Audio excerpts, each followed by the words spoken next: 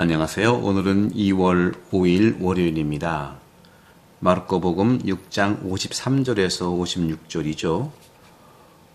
오늘 복음은 질병의 유용성, 아픔은 참 괴로운 것이지만 그 아픔을 통해서, 병을 통해서 유익한 것도 있다는 말씀으로 오늘 강론을 시작하겠습니다. 오늘 복음에 예수님과 제자들은 호수를 건너 겟네사렛 땅에 배를 대고 내리자 알아보고서 모든 병자들, 그 지방의 모든 많은 병든 이들을 들것에 눕혀서 그분께서 계시는 곳마다 데려오기 시작했습니다. 평판이 좋은 의사나 또 치료자를 만나는 것은 쉬운 일은 아니죠. 어렵죠.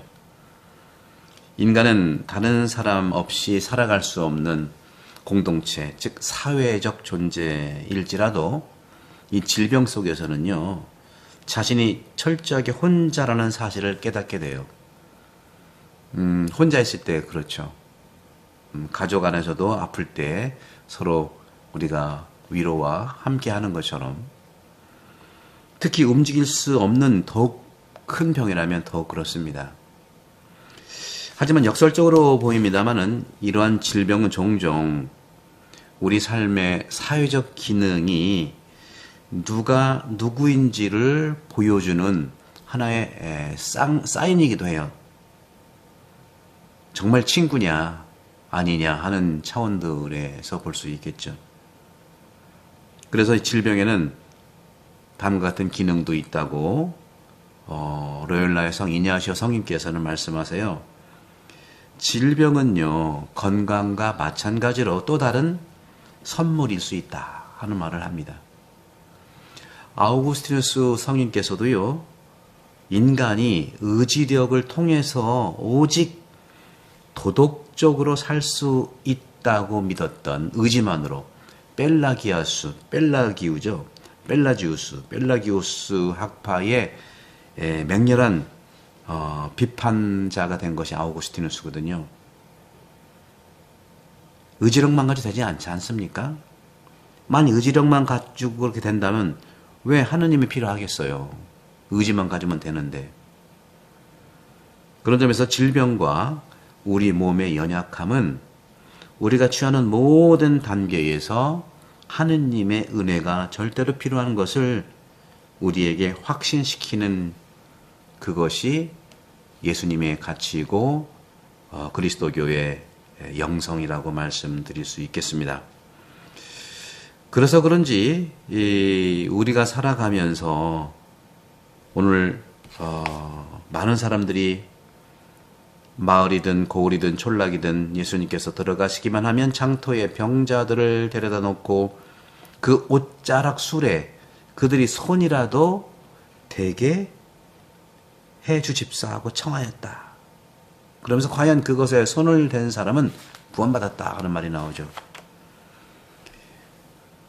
그분의 옷술이라도 손을 대고자 하는 마음, 기도하는 것이죠.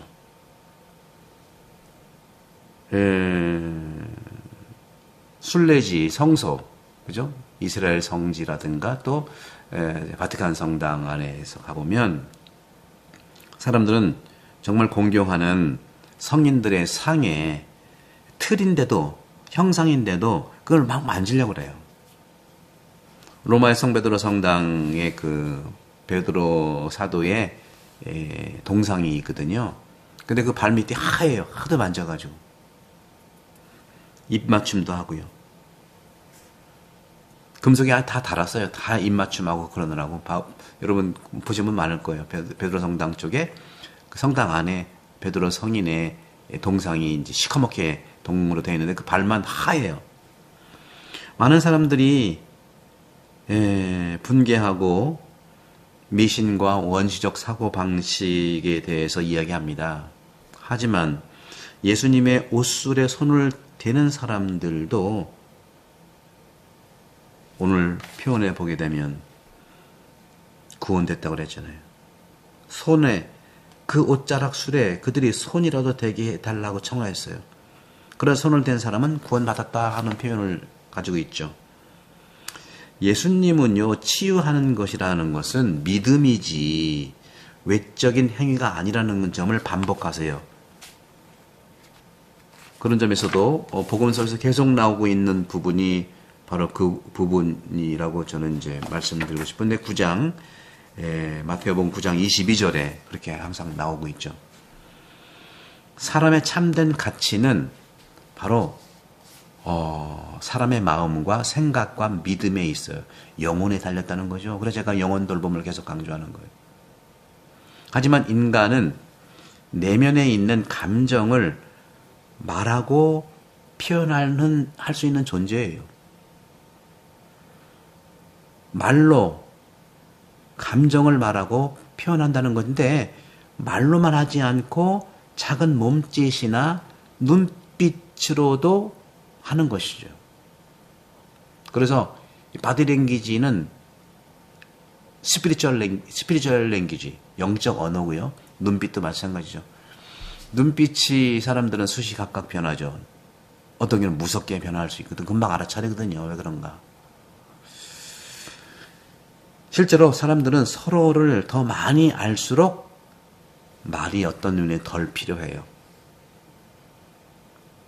이렇게 거룩한 성인의 형상을 만지는 것 자체는 어떤 아무런 가치는 없을 수 있지만, 믿는 이들에게는 그것이 큰 신뢰의 표현이 될 수 있고, 바로 그 신뢰가 기적을 일으킨다는 말입니다.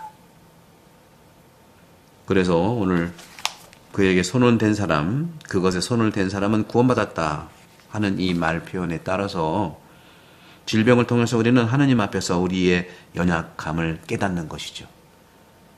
이것은 바로 큰 선물인 겁니다. 하지만 자신의 약점을 인식한다고 해서 살아갈 용기와 의지가 사라지는 게 아니에요.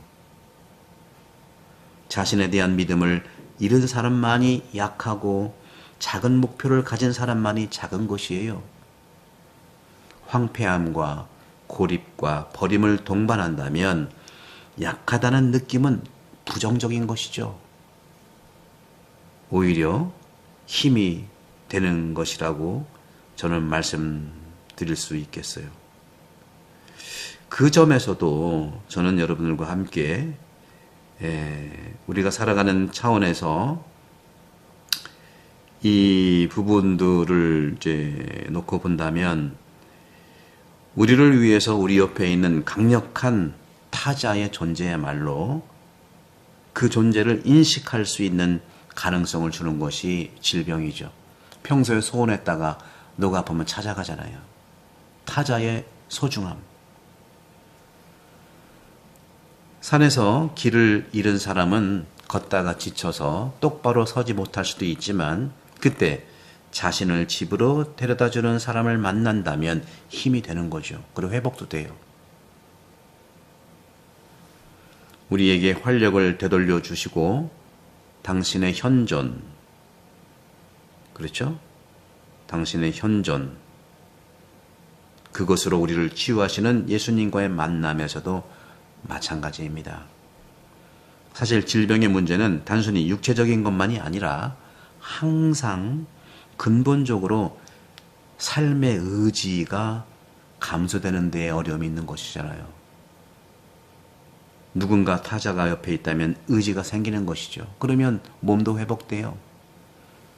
그리스도께서 우리 곁에 계시잖아요.